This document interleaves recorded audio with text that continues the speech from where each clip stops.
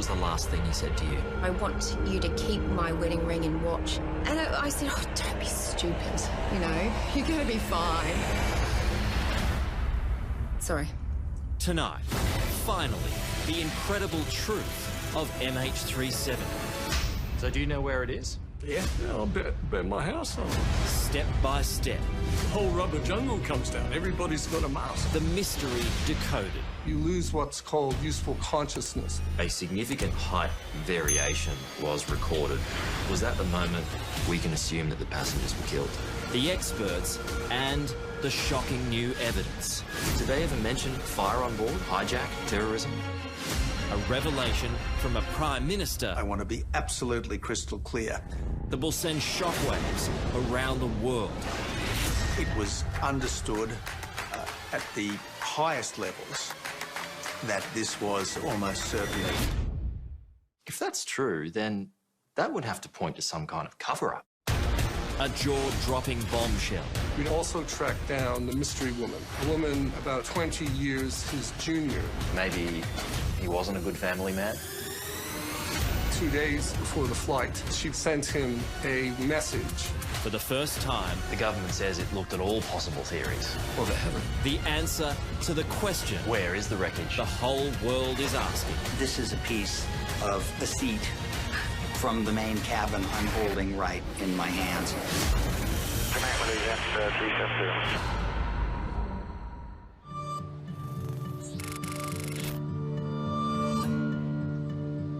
In the history of aviation, there's never been a mystery like Malaysia Airlines Flight 370. It's so significant that that flight number, MH370, is known by most people. It was a modern passenger aircraft that took off from this runway in Kuala Lumpur on the 8th of March 2014 and simply vanished from the radars with its pilots, its crew and its passengers on board. Even today, no one knows where it is, but much more is known about what happened, the alleged cover-ups, the investigative failures and the possible motives of a pilot in command.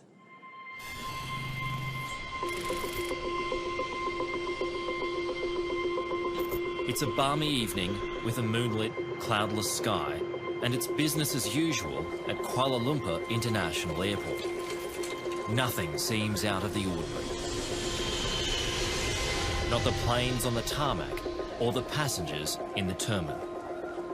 Among those passing through security, Captain Zahari Ahmed Shah, followed by First Officer Farik Hamid, the pilots of MH370.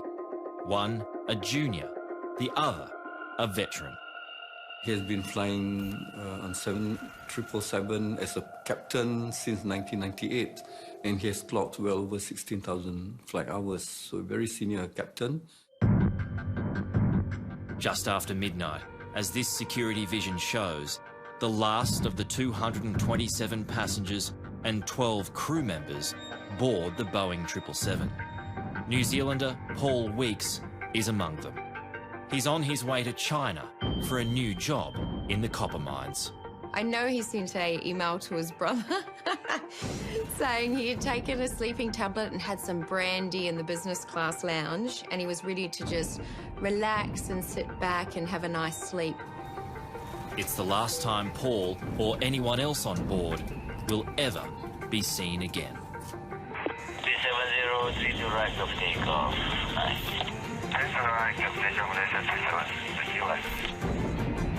At 12:42 in the morning, local time, Malaysia Airlines Flight 370 leaves the runway.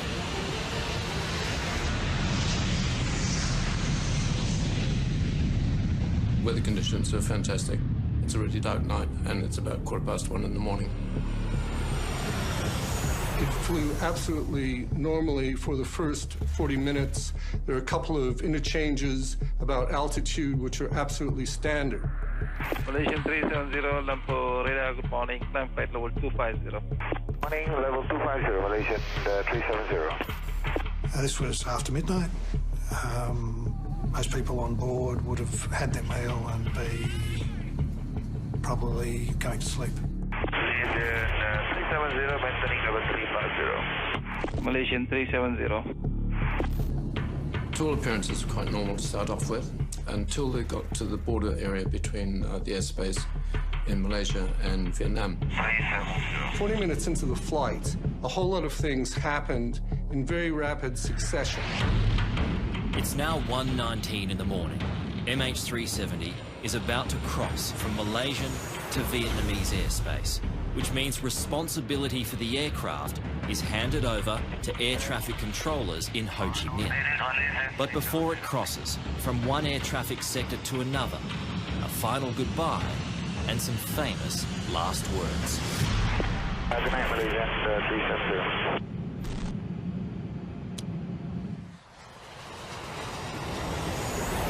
Good night, Malaysia 370 were the last words heard from anyone on that flight. And at the same time, the plane disappeared from radar screens. It's 2:30 in the morning, an hour after the plane disappears, and an urgent call is made to the crisis coordinator of Malaysia Airlines. The ops manager told me that we have lost contact with MH370. How are you feeling at that point? I felt that something is seriously wrong. So immediately I triggered a code red alert. Code red. Alert, yeah? Fuad Sharuji has worked for Malaysia Airlines for 43 years. An early morning phone call isn't unusual, but a lost plane certainly is. The aircraft was supposed to land in Beijing at 6:30 a.m. So were you still hoping that MH370 would still arrive in Beijing? Yes. 6:30 a.m. in Beijing, when the plane should have landed. Delayed, flashes on the arrivals board. Panic sets in. The last point of contact is over the South China Sea, so that's where a search is launched. That was the last known location, so our assumption is that the aircraft has probably gone down in South China Sea, and for whatever reasons that we cannot explain, we do not know.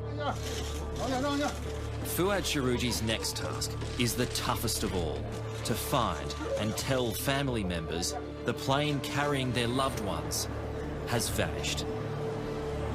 We do not have the contacts of the families. So that was a challenge, a real challenge. No one in Australia gets the courtesy of a call from the airline. Danica Weeks is told by a reporter her husband is missing. I got a call from a lady in New Zealand and she asked for Paul. And I said, oh, no, sorry, look, he's on a plane to Beijing at the moment. And she said, so you don't know? And I said, well, no. And she goes, there's been an incident with the plane. Sorry. So obviously I just assumed it was a crash. I dropped the phone. All I remember is running into the backyard, screaming. Jeanette Maguire gets a dreadful call too about her sister Kathy and brother-in-law Bob. I hung up the phone and then my husband's asking me, what is it? And I couldn't talk. And I was just, the TV, the news, and then it was all over the TV. Relatives are staying close to airports in Beijing and Kuala Lumpur, awaiting any word of what's happened to their loved ones. And they had the simulation of the flight on the screen. It was due to land in Beijing at 6:30 a.m. And my two boys were just looking at us like, what's going on? And I've said, that's Cat and Bob's flight. No news, no nothing, so still waiting. And I went outside to ring my sister Eileen. And as soon as I heard her voice, I lost it. I went from this very controlled person to, I was screaming, absolutely screaming into the phone. It's Saturday morning in Canberra, and reports of the missing plane are filtering through to our politicians. 239 lives feared lost, including 6 Australians. I think I probably heard it on the news like everyone else, first of all, and then my department certainly briefed me about what was happening. It was reported as disappearing between Kuala Lumpur and Beijing. And I thought, well, that's strange. At first, the investigation is expected to be fairly routine. There's been several cases of aircraft going down over water. The most classic one was Air France 447 in the South Atlantic, and we assumed at that point, on the absence of any other information, that it was most likely that sort of event. Australia's Prime Minister at the time is Tony Abbott. I rang the Malaysian Prime Minister and I offered Australian assistance. At that stage, we thought that the plane had disappeared somewhere in the South China Sea. There are sightings of oil slicks off Vietnam and possible floating debris, but all prove false. We have not found any wreckage, no wreckage whatsoever. Warren Truss is Tony Abbott's deputy and Transport Minister. Australia immediately deployed resources to assist with the search in the waters near Vietnam, and we were a part of something like 30 nations involved in that search in those early days. The search finds nothing because MH370 isn't in the South China Sea. Primary radar records and Air Force data reveal when communication is lost, the plane turns back to Malaysia and flies for several more hours. We are ending our operations in South China Sea and reassessing the redeployment of our assets.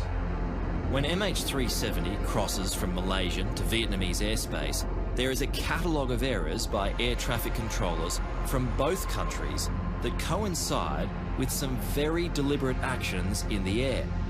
The transponder was turned off, ACARS was turned off. All the communication equipment was turned off so that the aircraft went dark. That means you're not visible on civilian radar. And essentially, if you're not visible on civilian radar, nobody can see where you are. And that caused a great deal of confusion and panic among the controllers in Vietnam and Malaysia. Air traffic controllers in Ho Chi Minh should have made contact with the plane within 5 minutes of MH370 crossing into its airspace. It takes 20 minutes before they act. No one's monitoring in a live fashion the primary radar screens. Everyone's asleep on the ball.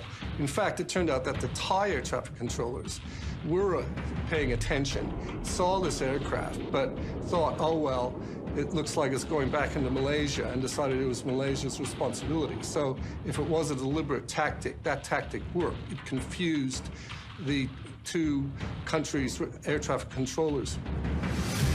2 minutes after communication is lost, MH370 takes a 40-degree turn to the right and then banks left with a long and deliberate 180-degree turn, meaning the plane tracks almost directly back across the Malay Peninsula.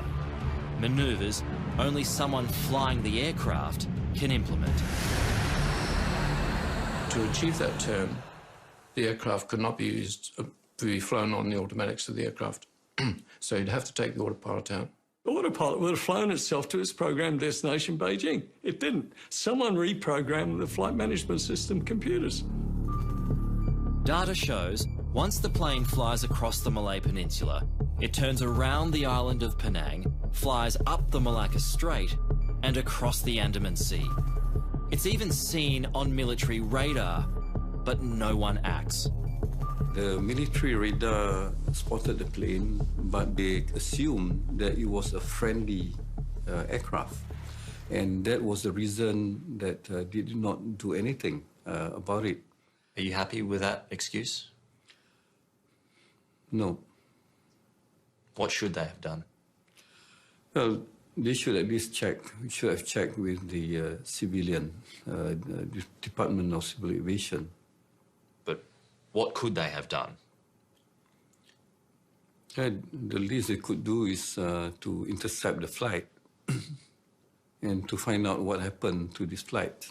If that was Australia, wouldn't you send a plane up? Isn't this odd? You have some plane which has no calling card flying through your airspace. If they had gone up, we wouldn't be living this nightmare. As the Malaysians lurch from one bungle to the next, MH370 continues on its journey to nowhere. I think the initial response by the Malaysian government was, shall we say, it took them a while to get organised. Are you suggesting that the Malaysians could have done better? Is that where some blame I think they could have done better.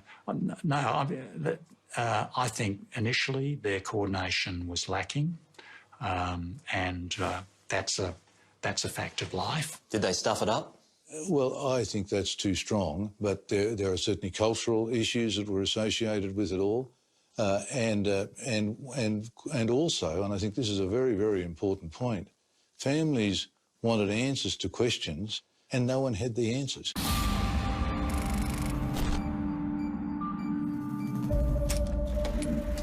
When MH370 first disappears, terrorism is immediately suspected. But could it be one of the pilots or one of the passengers? In the government's official report, it referred to the potential of a third party being involved. What was the third party, or who was the third party? The third party could be anyone else apart from the crew who actually entered the cockpit and took control of the aircraft. What do you think the chances are of that? Well, there is, again, another probability. There is a possibility that it can happen.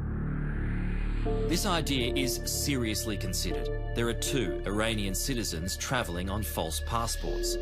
But that possibility is discounted by experienced pilot Byron Bailey. Well, you're saying in that 2 minutes from when the captain said goodnight, we'd had to get past the cabin crew, through a locked reinforced door, overpower the pilots, remove a pilot from his seat, get in the seat, turn everything off, and then commence a manually flown turn. And he would have to have been a very, very experienced Boeing 777 pilot to do that, all within 2 minutes. Not possible. Not possible.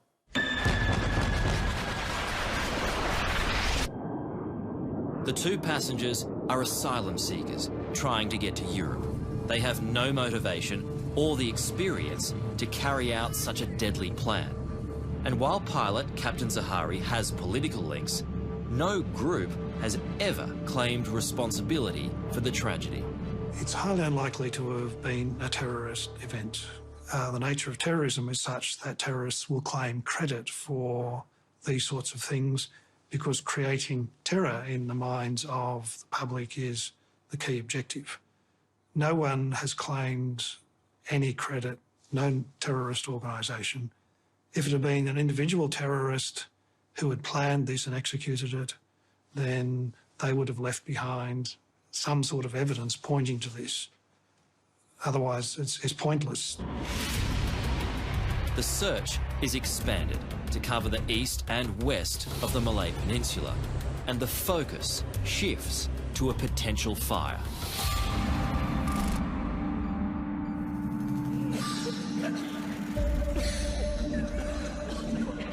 The second theory is that there was an onboard fire. The captain made some attempts in this partly burnt out cockpit to try to fly it, but some controls were burnt out, the communication systems were burnt out, and he tried going this way, that way, but eventually he ran out of oxygen or just decided that the case was lost and turned the aircraft south, where he knew when it crashed no one was going to be hurt on the ground.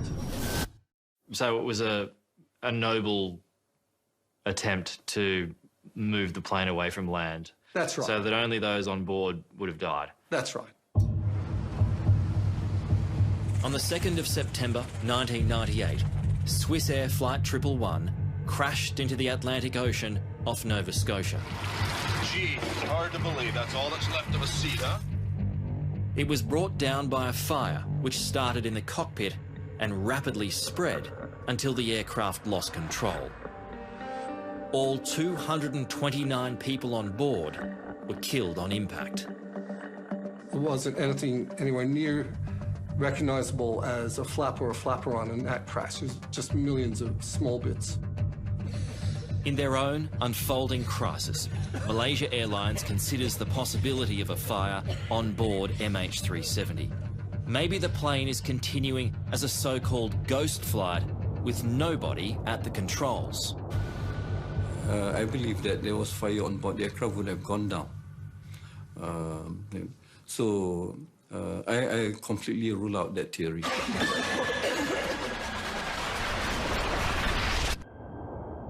There's nothing in those accident-type scenarios, fire scenarios, that explains the observed flight path of the aircraft.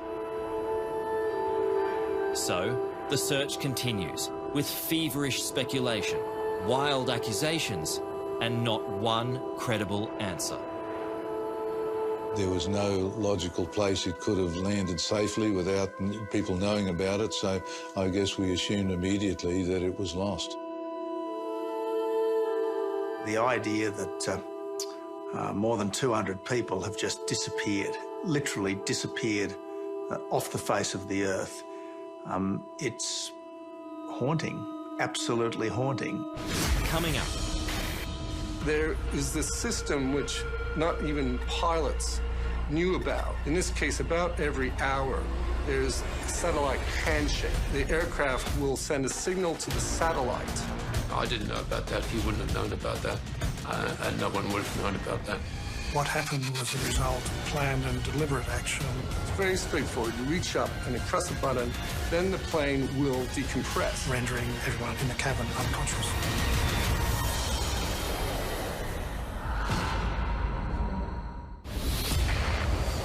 Penang Malaysia, 370.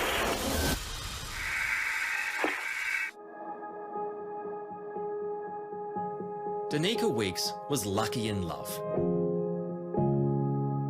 She was a young traveller out for adventure when she met Paul, the man of her dreams. He was an amazing man, extremely intelligent, tough. He was from the New Zealand Army. We met in the Hofbrau house at Munich Beer Fest, moved in 2 weeks later, and look, it was love straight off the bat. It may have been a whirlwind romance, but it led to a wedding and 2 little boys. Paul and Danica were together for 14 years. I'd like you all now to raise your glasses and join me in a toast to my beautiful bride, Danica. They had planned on celebrating their 10th wedding anniversary by watching this video. It was one of their many plans that would never happen. We had plans that we were going to live down the road from the boys when they were older, whether they liked it or not. And all these plans we had, and he had this amazing job, and life was good for us. It was really good. He was an incredible man. You moved in quickly. What was it about him that struck you that you thought, well, this guy's a keeper? Oh, everything about him just drew me to him. Incredible man, beautiful family man too. I knew he'd be amazing with children, and he was with the boys. Paul Weeks was on his way to China to work in the Rio Tinto copper mines in Mongolia after an induction course in Beijing. It was his first trip, and he was excited. This is Paul playing music with his young sons the day before he left.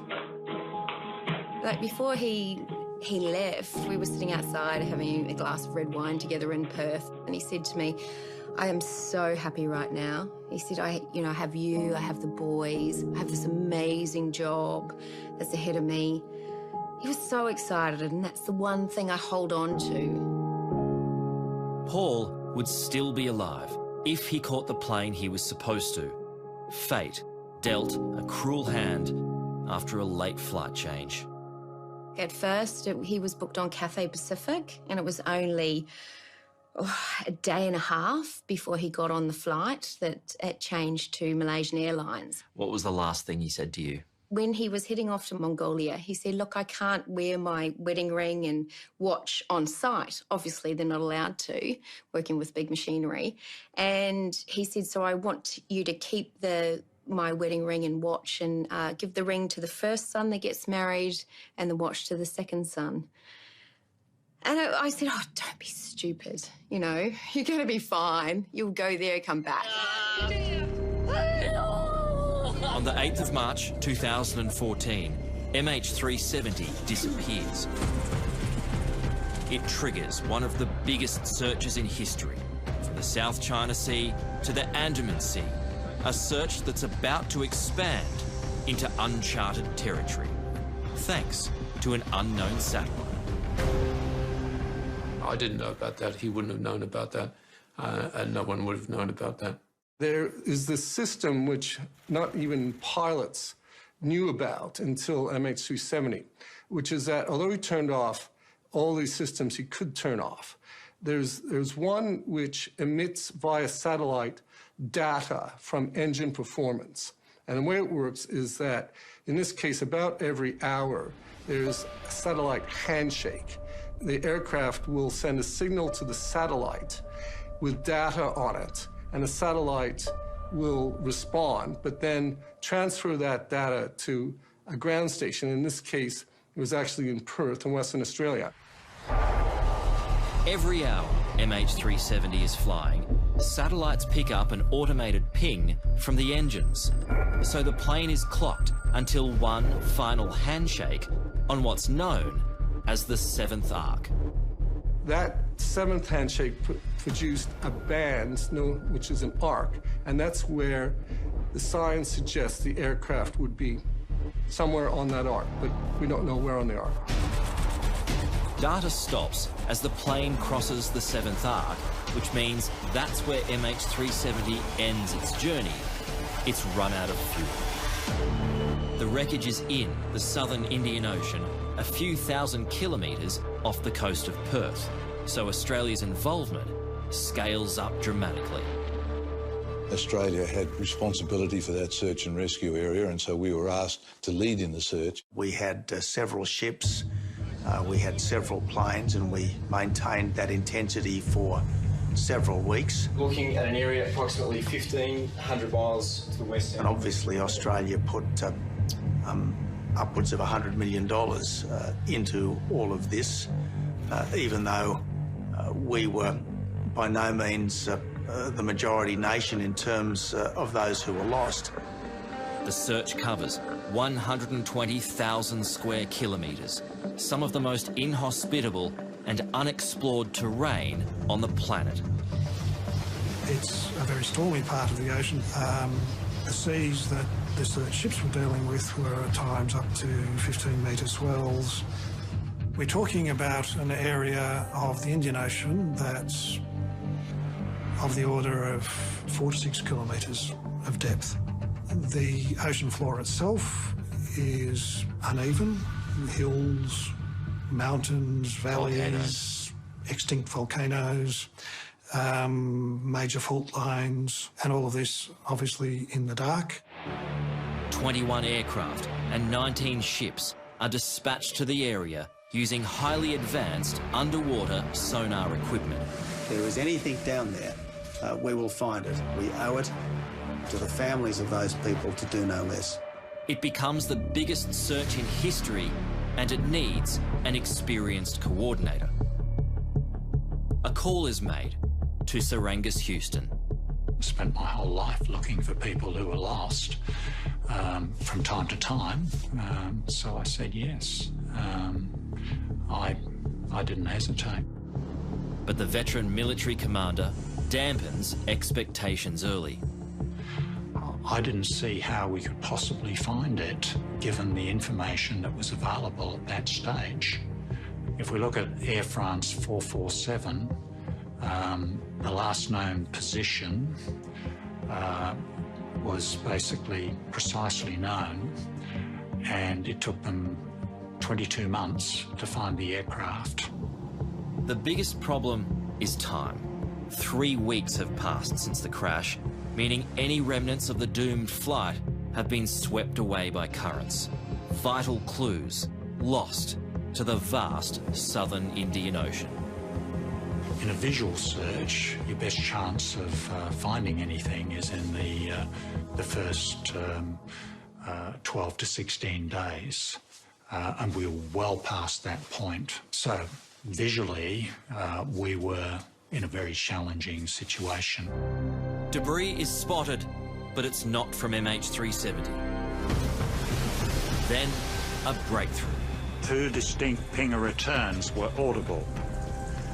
Significantly, this would be consistent with transmissions from both the flight data recorder and the cockpit voice recorder. It seems the mystery is finally solved. Yes, we became quite excited when they came up, most definitely. The ship's using the towed pinger locator. In coming days, mini-subs are deployed to look for the wreckage, but nothing is found. The pings were false alarms. Again, promising leads take investigators nowhere. It's tiring and vexing work. We were really anxious to resolve this dreadful, dreadful mystery, and everything that turned up that looked like it might be a clue was a moment of excitement, and everything that turned out not to be a clue was a moment of disappointment and despondency. Here's this jet, one of the most reliable jets flying, 777. It disappears, and you have loved ones aboard. Well, what happened? Well, we don't know what happened. Where is it? We don't know where it is. We're searching, we're using everything that's available to us, but we can't find it. Throughout it all, the families ride every promising high and devastating low. You know, you can only process so much emotionally and that. And it destroyed me. I mean, not as much as the day of losing Paulie, but when he went first missing. But that hope, and then just to be dashed every time, it was just a roller coaster. By now, it's almost certain this is no accident. The innocent passengers and crew have no idea MH370 is the vessel of a sinister plan. What happened was the result of planned and deliberate action by someone who was familiar with, in detail, with the operations of a 777 aircraft. There was no one in the cabin who had the ability or experience to fly the aeroplane. So then you have to look at the flight deck, and you would say that the only person who had the ability to do that and the authority to do it would be the captain. The plan started with a communication shutdown, a manual turnback, and then cabin depressurization. It's very straightforward. You reach up and you press a button, and that will mean that the compression, which comes from power from the engines, is switched off. Then the plane will decompress. The aim of such a move is usually to extinguish a fire, but in this case, to neutralize everyone outside the cockpit. I have no basis for disagreeing that if this was a planned event, that there would have been an attempt to find some way of rendering everyone in the cabin unconscious. The whole rubber jungle comes down. Everybody's got a mask, you know, and people are pulling it down, and people are making sure they're putting it on, a mask on their children, and so on. They're waiting for the cabin crew to actually sort of tell them what's going on. What passengers wouldn't have known is they each had about 12 minutes of oxygen, ordinarily enough air to survive on, while the plane drops to an altitude where they could breathe normally again. But on MH370, military radar discovered the plane actually increased its altitude, so passengers quickly ran out of air. It's a theory that may explain why not a single text message or call was attempted. key to this is that it was about 18 minutes before the aircraft got back over Malaysian airspace, that's to say back into mobile range. And the suggestion there is that he timed it such that everybody would have run out of oxygen in the passenger cabin before it got back over land and into mobile range. And as a result of that, no one was able to make an SMS call or a telephone call. On the MH370 final report, it goes on to show that a significant height variation was recorded from over 31,000 feet to over 39,000 feet in the space of about 15 seconds. Was that the moment we can assume that the passengers were killed? You have to say that there's some doubt as to how reliable the assumptions about variation in height are. It's not to say it didn't happen, but the precision with which that's described, I think, is open to question. But if that did happen, the passengers would have all died from what's known as hypoxia. Hypoxia is a lack of oxygen in the blood, and one of the first things that gets affected is your brain.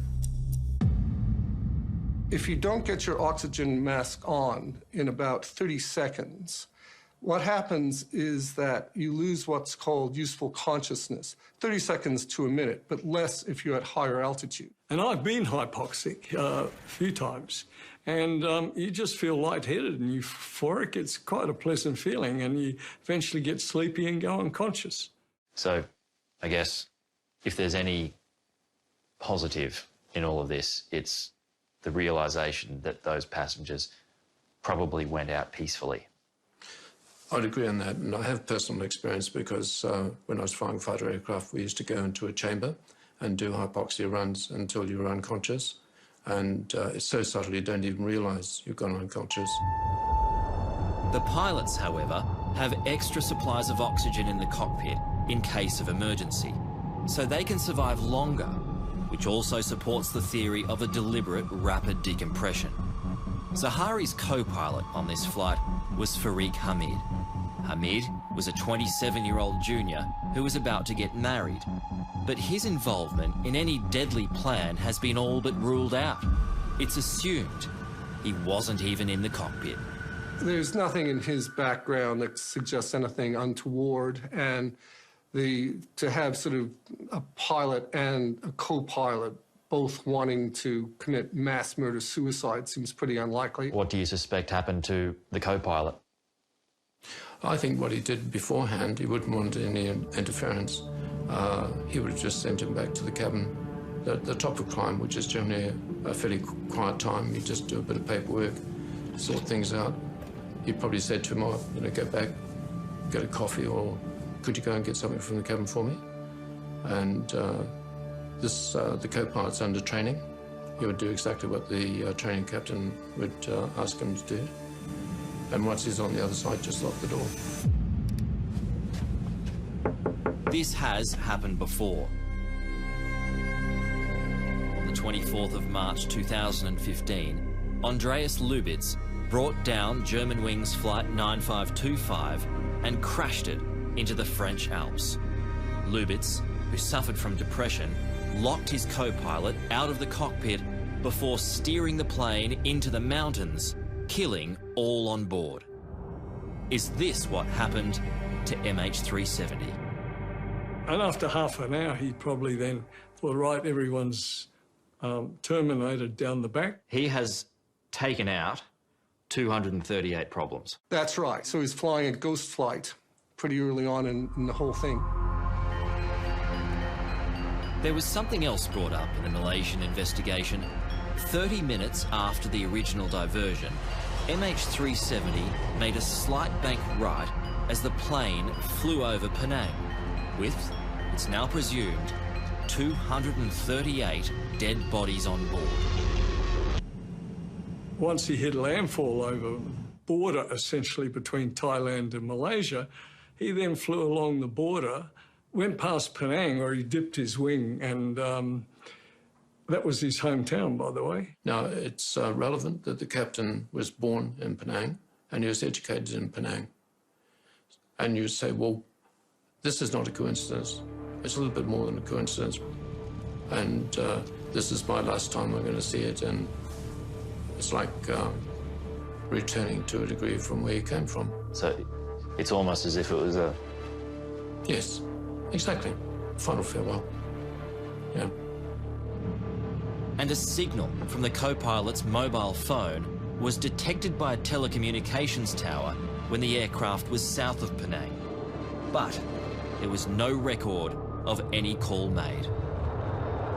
And so the question is, he would have turned his phone off like everybody else. So why did he turn it back on? And the question is whether or not he tried to maybe turn it back on to make a call, but like everybody else, passed out from hypoxia before he got back over mobile coverage. But despite what seems like a compelling case, none of the relatives of lost family members see it that way. Do you feel anger towards the pilot? No. Why not? Because I don't know he did it. I can't lay blame until I know the truth. Even though a lot of evidence supports the theory that it was the pilot? Correct. I can't do it. I can't lay blame where I don't know the fact. I was always taught in my upbringing not to lay blame until you have the truth. And I don't think it's fair to crucify him and his family without the truth. What do you think happened? Look, I believe there was a mechanical failure with the plane. The pilot attempted to turn it round. They all hypoxia took over and it just flew on autopilot for the next 7.5 hours. Do you ever think about what those last moments must have been like for them? I try and make them pleasant. Part of the counselling that we did was to come to your own ending, make up your own story that you want to live with. Mine was they've gone to sleep and they've not known about anything. I think they're aware of the tragedy that happened around them. Something happened, they're aware of that, but for me the ending is they've gone to sleep. Coming up. When the flaperon was found, how did you digest that news? I was relieved that they'd found something, that, okay, we're on the way to find them now. We're nearly 6 years on, and the wreckage still hasn't been found. I'm not surprised. We're looking for a needle in a haystack. We're not quite sure which haystack to look at. I don't think anyone should rest until we have found those people.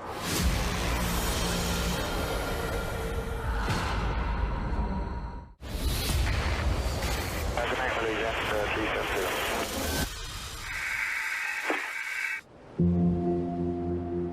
Almost 6 years on, and the secrets that surround the disappearance of MH370 lay buried somewhere at the bottom of the vast, wild, southern Indian Ocean. That was our last Christmas with them, so that's Christmas 2013. Leaving Jeanette Maguire still seeking answers to where her sister Kathy and her brother-in-law Bob are. That's probably pretty recent. That's at their house. Can you tell me about Kathy?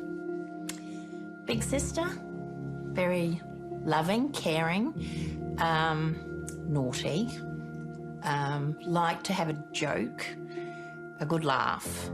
And Bob? Same. He was, have a chat, Bob.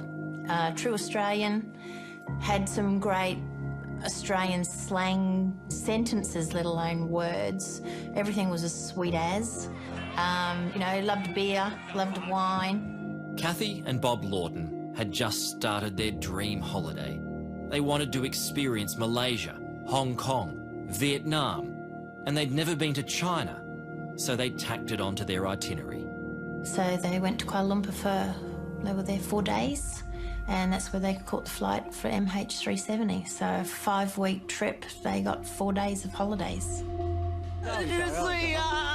Loved ones of those on board are enduring an agonising wait at Beijing Airport. It's shaping up as the worst aviation disaster in almost 4 years. What is it like to experience death of someone so close to you, yet there's no body, there's no evidence of someone dying? I've lost some really, really close people to me. I've lost people through illness, aged. I've lost my closest friend through suicide. I've lost family members from suicide. They're all really hard to deal with. But not having a body that you can say goodbye to is the hardest thing I think I've ever gone through. It eats at you constantly. I'm still here, going through this. Nobody, I know they're not coming home. I know within my own heart they're not coming home. But I've got nothing. I've got nothing to walk away from. I've got no final goodbyes. I've got no bodies in a casket that I can say goodbye to. Things got even worse for Jeanette Maguire and her family at a memorial 3 months later. That night, my dad got taken to hospital and he went from a very healthy 79-year-old man, fit, healthy, to having heart failure and kidney failure. And it was all from the shock. And we were very close to losing him. And I prayed like crazy, and I just went outside, and as I do, I reach up at the stars or the sky, and I said, don't you dare take him as well. Don't you dare. And they didn't, thank you. I gave up work 3 months after March 8th, thinking they're going to find the plane. I'm going to know what's happened. You know, I'll have my memorial, or Paul will come home and I'll be back to work again. I'll get back to work and whatever. That was September 2014. And still don't know. Still back at March 8th.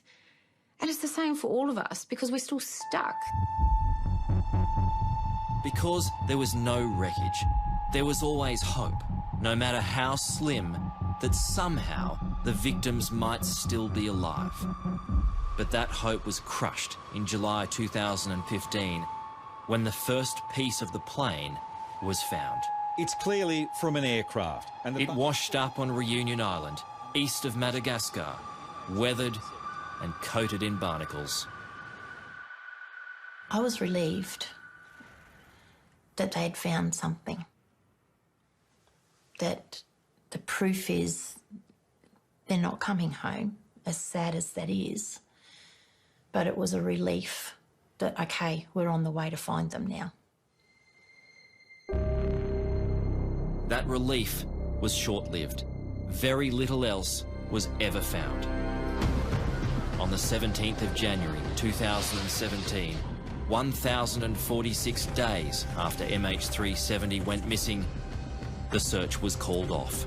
This has been an extraordinary search effort, and it's been in some of the most inhospitable oceans in the world. Not one piece of debris was found inside the search zone. I'm not surprised. The Chief of Air Force at the time said, we're looking for a needle in a haystack. We're not quite sure which haystack to look at. The agony of the unknown would go on. I spent 2.5 years of my life working on this, and when you put that amount of attention, effort, emotional connection, working with the families, all of that, huge disappointment. Kathy, Bob and Paul still remain lost at sea. And for those who survive them, pain is never far from the surface. Every morning I go out and I look up at the sky. I've done this from day one. And I always say, where are you, Kath? Where are you, Bob? Is today the day we're going to find you? And particularly this was paramount when the search was still happening. I still do this today because I know that they want to come home. I know they don't want to be where they are. They're family people and they want their family to find them. I don't think anyone should rest until we have found that aircraft and those people.